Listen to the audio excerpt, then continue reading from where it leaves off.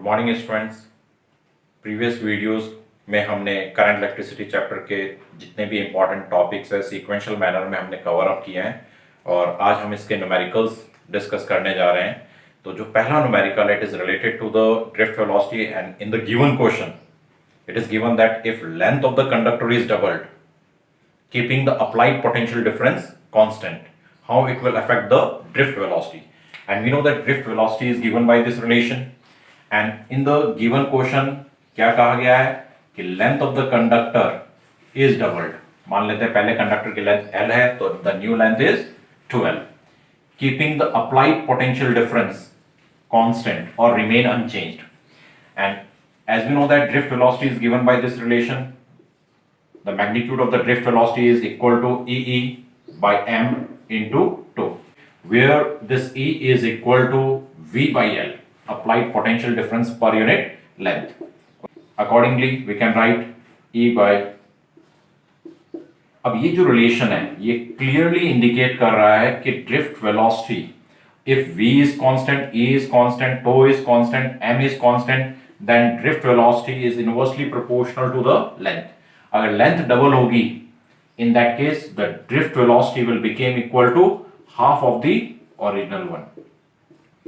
अगर यही question mobility के लिए होता and we know that mobility of the electron it is given by E by m into 2.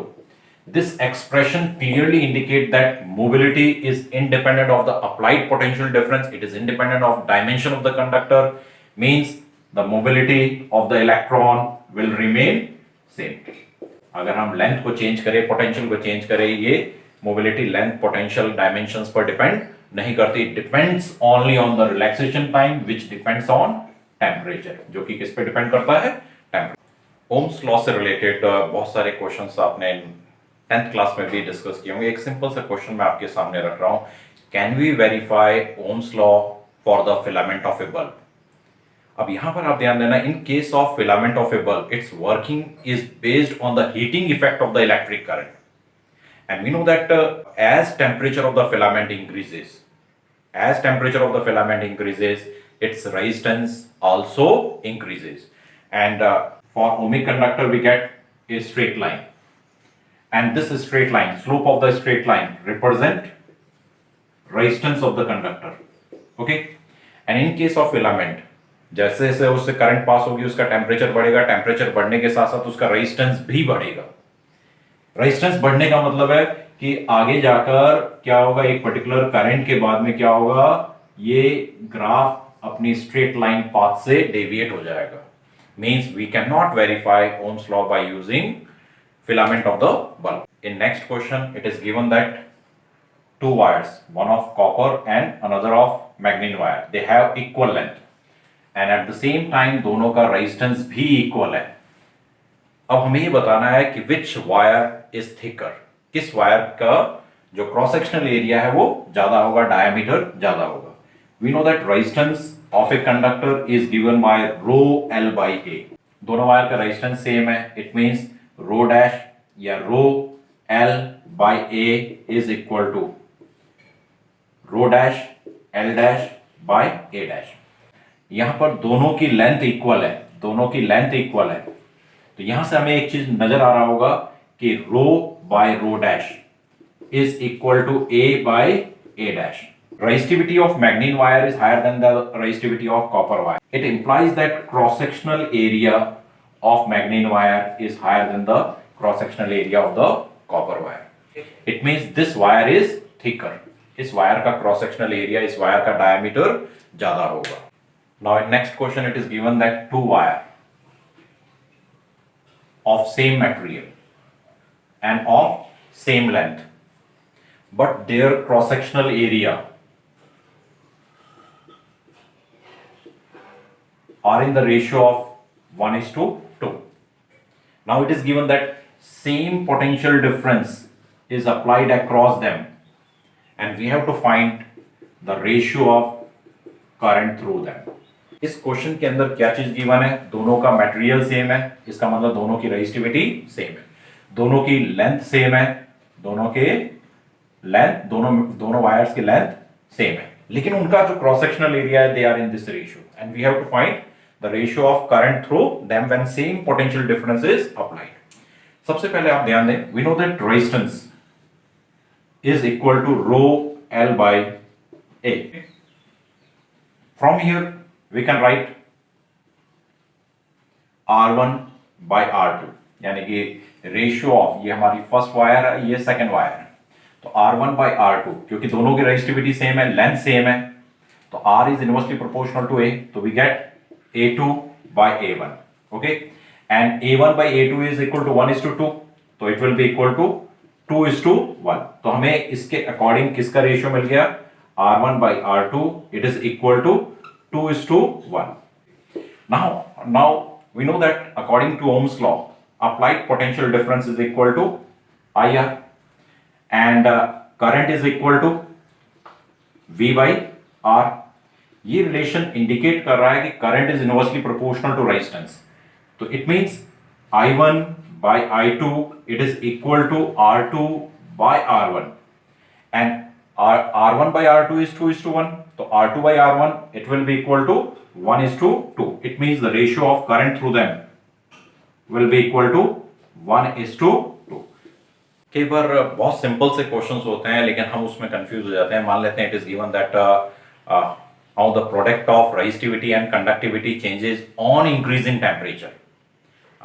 हमारा दिमाग क्या कहता है कि टेम्परेचर बढ़ने के साथ साथ रेजिस्टिविटी बढ़ती है, लेकिन हम कंडक्टिविटी के बारे में नहीं सोचते हैं। And we know that conductivity is reciprocal of resistivity, therefore the product of resistivity and conductivity is 1, जो कि क्या है, एक कांस्टेंट है। टेम्परेचर इंक्रीज करने पर रेजिस्टिविटी इंक्रीज होगी but at the same time conductivity decreases and their product will remain same. तो इस तरह के भी कई बार 1 मार्क में क्वेश्चंस बनते हैं। इन नेक्स्ट क्वेश्चन, ये एक वेरिएबल रेजिस्टेंस है और ये एक सेमीकंडक्टर है। It is given that this semiconductor piece is heated.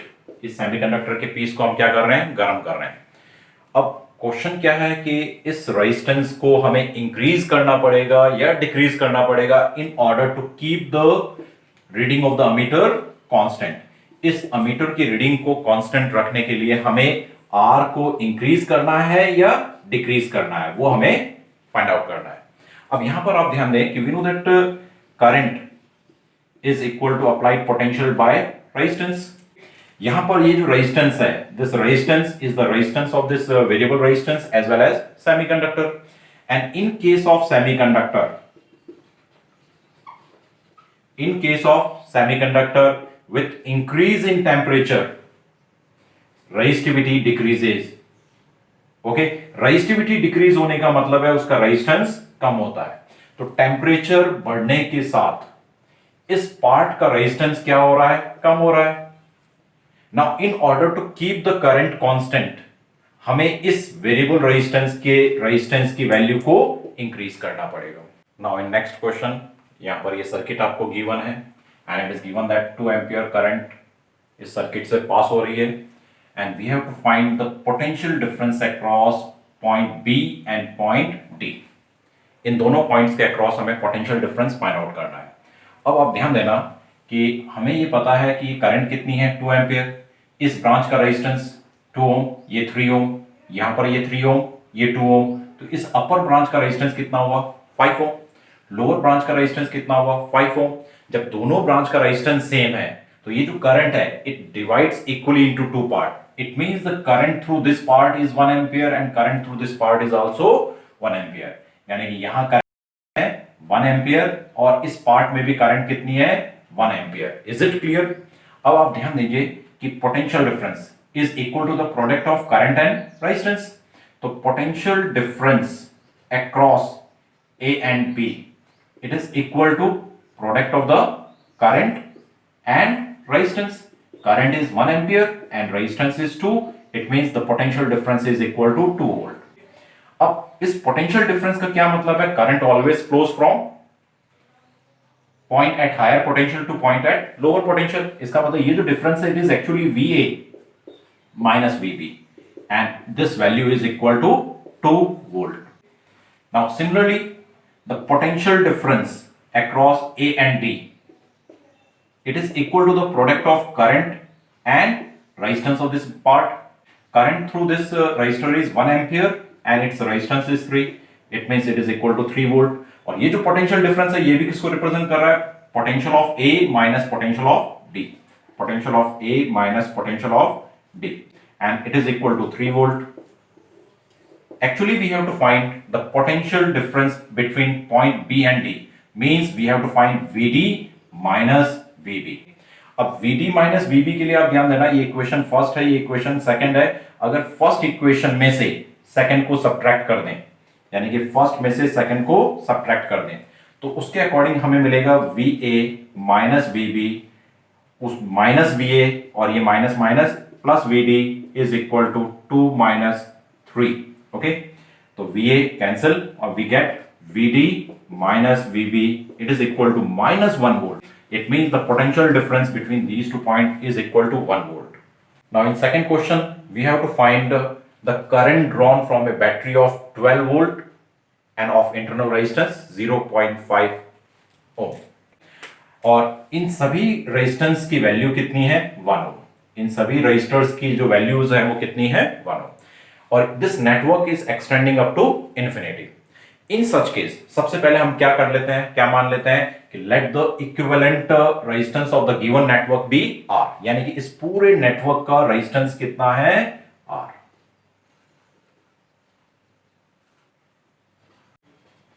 इस पूरे नेटवर्क का रेजिस्टेंस कितना है? आर.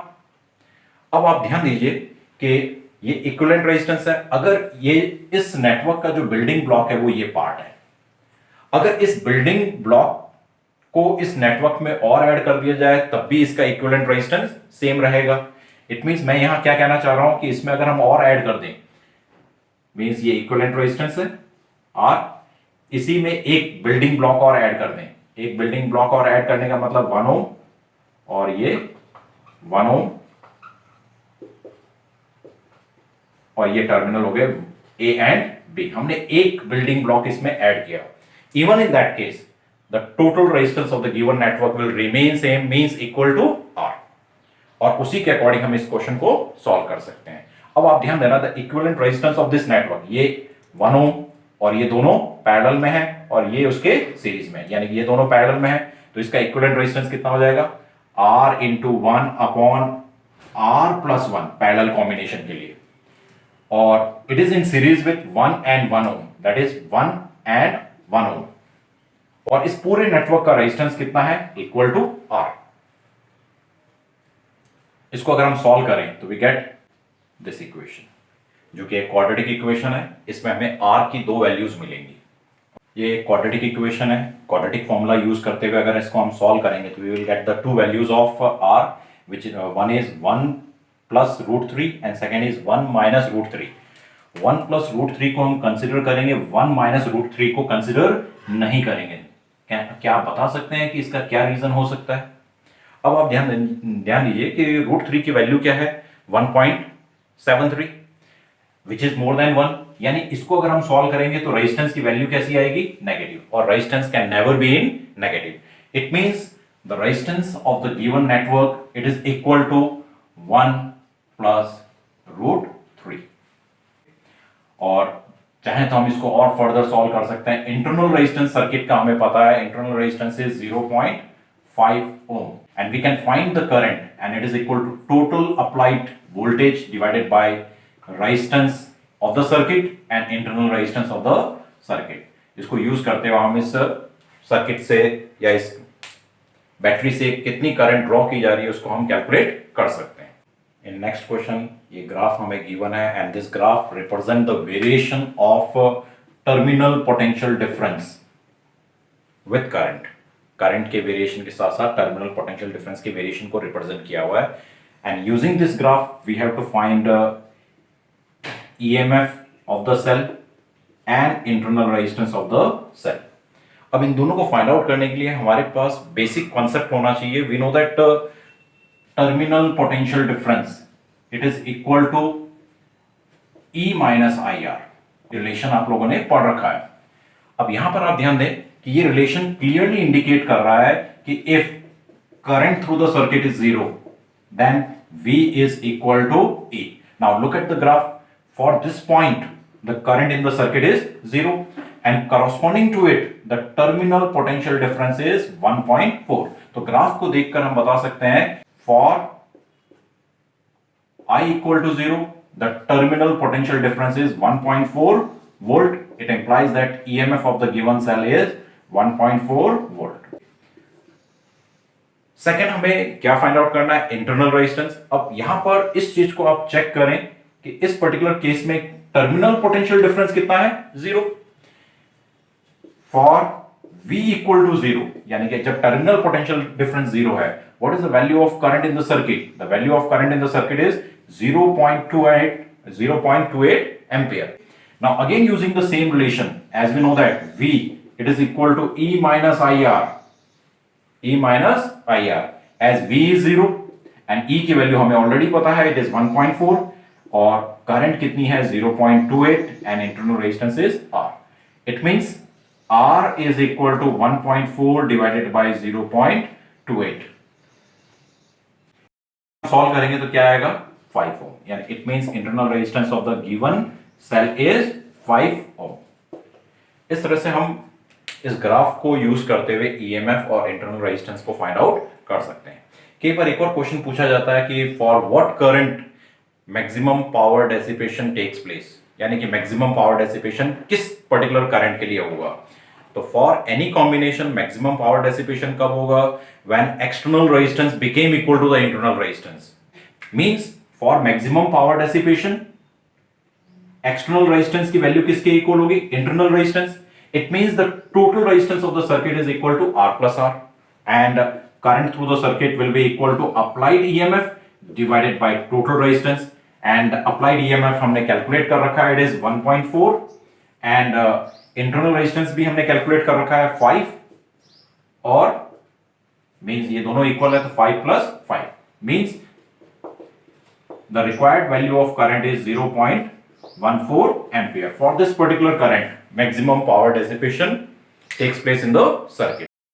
तो उम्मीद करता हूं कि आज के जो कुछ की क्वेश्चंस जो हमने डिस्कस किए वो आप लोगों को समझ में आ गए होंगे। Next Kirchhoff's law, Wheatstone bridge and meter bridge and potentiometer पर बेस्ड न्यूमेरिकल्स डिस्कस करेंगे। Okay, thank you.